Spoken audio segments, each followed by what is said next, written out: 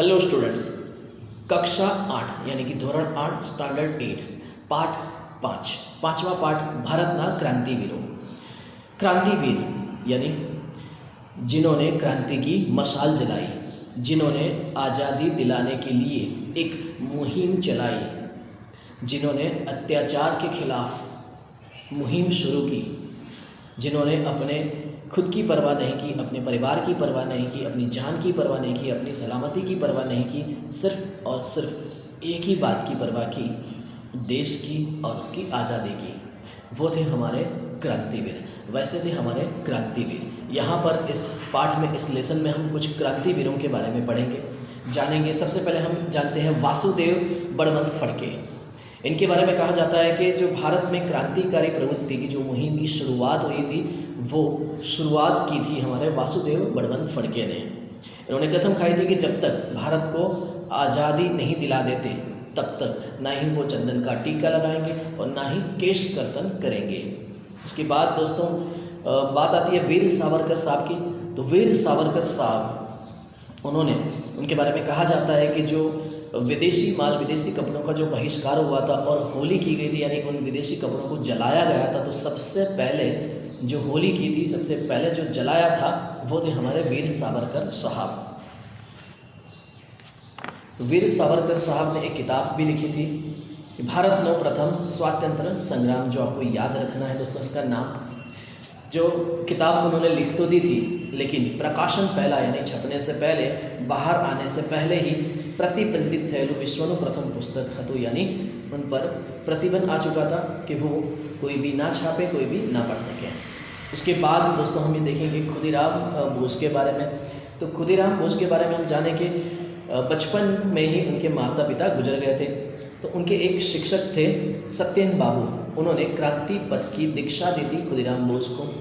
इन्होंने प्रफुल्ल चाकी के साथ मिलकर के उस समय के जो तत्कालीन न्यायाधीश थे किंग्सफोर्ड, उनको ख़त्म करने के लिए उनकी घोड़ा गाड़ी पे बम फेंका था। लेकिन किंग्सफोर्ड तो बच गए थे। गुजर कौन गए थे, मर कौन गए थे? तो गाड़ी में बैठेला वकील कैनेडी ना पत्नी अने पुत्री। तो उसके बाद दोस्तों बात आती है राम प्रसाद बिस्मिल की। ये जो साहब थे हमारे, काकोरी ट्रेन लूट जो थी वो इतिहास के पन्नों में सुनहरी अक्षरों में लिखा गया है। उस लूट का उल्लेख बार बार हर जगह पे होता गया है। तो ये जो हमारी धाड़ थी, जो हमारी काकोरी ट्रेन धाड़, उसको सबसे पहले जिनमें आगे थे, सबसे पहले जिन्होंने हिस्सा लिया था वो थे हमारे राम प्रसाद बिस्मिल, जो आगे चल के, आगे बढ़ के, सबसे आगे रह करके इसको सफल बनाया था। उसके बाद बात आती है हमारे अशफाक उल्लाह खान की। वो अपने बचपन के दोस्त राम प्रसाद बिस्मिल के साथ में मिलकर मुहिम चलाते थे। खेल कूद के शौकीन भी थे, घोड़े सवारी और बंदूक चलाने में आगे थे। और शाहजहाँपुरा में जो आर्य समाज का मंदिर था, जिस पर हमला होने वाला था, वो हमला अशफाक उल्लाह खान ने रोका था।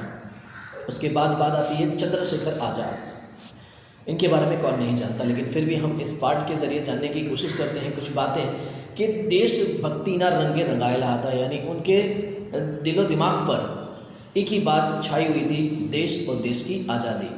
बड़ी छोटी उम्र में इन्होंने क्रांतिकारी मुहिम में हिस्सा लेना शुरू कर दिया था। और जब ये अंग्रेज़ों के द्वारा पकड़े गए थे, तब हथकड़ी भी उनके हाथों में बड़ी पड़ रही थी। इतने छोटे हाथ थे, क्योंकि इतनी छोटी उम्र के थे हमारे ये चंद्रशेखर आज़ाद। जब पकड़े गए, अदालत में उनको ले जाया गया, तब उनसे पूछा गया कि आपका नाम क्या है? तो उन्होंने कहा कि आज़ाद, और उनकी माता का नाम भी उन्होंने बताया आज़ाद, और पिता का नाम बताया स्वाधीनता। काकोरी ट्रेन, जिसका उल्लेख भी हमने किया कि राम प्रसाद बिस्मिल भी शामिल थे उसमें, तो इसमें, इस लूट में, इस जो धाड़ में, काकोरी ट्रेन लूट में ये भी शामिल थे। और देशमाती 40 से क्रांतिकारियों पकड़ा गया। 40 जैसे क्रांतिकारी पकड़े गए थे, उनमें ये भी एक थे, लेकिन छूट गए थे और वहाँ से भाग गए थे। तेमने पकड़वा इनाम जाहिर करवामां આવ્યું હતું। तो उनको पकड़ने के लिए सरकार ने इनाम भी रखा था। आज़ादे प्रतिज्ञा करी थी, यानी इन्होंने कसम खाई थी कि हूँ जीवते जीव अंग्रेज सरकार हाथ में पकड़ाईश नहीं। यानी मर जाना उनको मंजूर था, लेकिन पकड़े जाना, वो भी अंग्रेजों के हाथों पकड़े जाना, वो उनको कतई मंजूर नहीं था। एक और बात देखते हैं कि ईस्वी सन 1931ની 27મી ફેબ્રુઆરીના રોજ આઝાદ અલ્હાબાદના આલ્ફ્રેડ બાગમાં बैठा था, ત્યારે अचानक अंग्रेज पुलिस थी घेराई गया। उनको पता नहीं था, अंग्रेज ने अचानक ही उनको दबोच लिया था, पकड़ लिया था। आज़ाद एकला अर्धा कलाक सुधी पुलिस टुकड़ी साथे संघर्ष करता रहा, यानी अकेले पुलिस के साथ आधे घंटे तक वो लड़े। अंते पोतानी पिस्तौलथी शहीदी वहोरी लीधी, यानी अपनी ही पिस्तौल से अपने आप को उन्होंने गोली मार दी, क्योंकि उन्होंने तो कसम खाई थी कि कभी भी जीते जी मैं अंग्रेज़ों के हाथों पकड़ा नहीं जाऊंगा। इसके बाद में दोस्तों बात आती है भगत सिंह की। तो भगत सिंह के बारे में हम बात करें तो असहकारनी जो चळवळ जो चली थी, जो मुहिम थी कि हमको अंग्रेज़ों को सहकार नहीं देना है, उनकी बात नहीं माननी है, और जो मुहिम चल रही थी जो आज़ादी दिलाने की, उसमें और विदेशी कापड़नी होड़ी, ये सारे कार्यक्रम में ये शामिल थे। लाहौर नेशनल कॉलेज में जब ये पढ़ने को गए तो वहाँ पर सुखदेव, भगवती चरण और यशपाल, उनसे इनका परिचय हुआ, और सभी लोग क्रांतिकारी विचारों के थे। तो सभी लोगों ने मिल करके क्या किया था, तो 1928 में 8वीं अप्रैल, ये तारीख भी हमें याद रखनी है दोस्तों। हमारा ये सब्जेक्ट ही ऐसा है कि हमें याद रखना ही होगा, याद करना नहीं है, याद रखना है आपको कि 1928 में 8મી એપ્રિલે ભગતસિંહ અને બટુકેશ્વર દત્તે ધારાસભામાં બોમ્બ ફેંક્યો। તો બોમ્બ ફેંકવાનો તેમનો ઇરાદો બહેરી થઈ ગયેલી अंग्रेज़ सरकार ने जगाड़वाना होता। उनको ऐसा लगता था कि अंग्रेज़ सरकार हमें नहीं सुन रही, हमारी बातों को नहीं सुन रही, तो ये बम हम फेंकते हैं। इसके बाद दोस्तों हम समझेंगे श्यामजी कृष्ण वर्मा के बारे में। तो विदेशों में क्रांतिकारी प्रवृत्ति की शुरुआत करना, भारत में तो हमने देखा कि कितने क्रांतिवीरों ने, कितने क्रांतिकारियों ने मुहिम शुरू की थी। यहाँ पर जो श्यामजी कृष्ण वर्मा थे, विदेश में उन्होंने क्रांतिकारी प्रवृत्ति की शुरुआत की थी। तो इन्होंने क्या किया था, तो 1905 18મી ફેબ્રુઆરીએ इंडियन होम रूल सोसायटी की स्थापना करी, एक संस्था बनाई, और संस्थाનું કાર્યાલય इंडिया हाउस नामे मकान में राखवामां આવ્યું હતું। आ संस्थाना प्रचार माटे તેમણે इंडियन सोशियोलॉजिस्ट नामનું सामायिक शुरू કર્યું, यानी एक मैगजीन शुरू किया था उसके प्रचार प्रसार के लिए।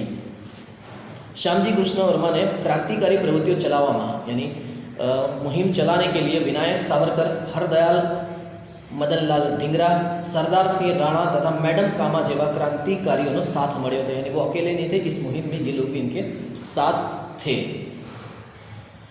एक और बात हम पढ़ते हैं कि 1919 में लंदन में ट्राफालगर स्क्वायर, एक जगह का नाम है ट्राफालगर स्क्वायर खाते भर बजारे मदनलाल ढींगराए विलियम वायली ने, जो एक अंग्रेज अमलदार थे, उनको गोली मार दी थी।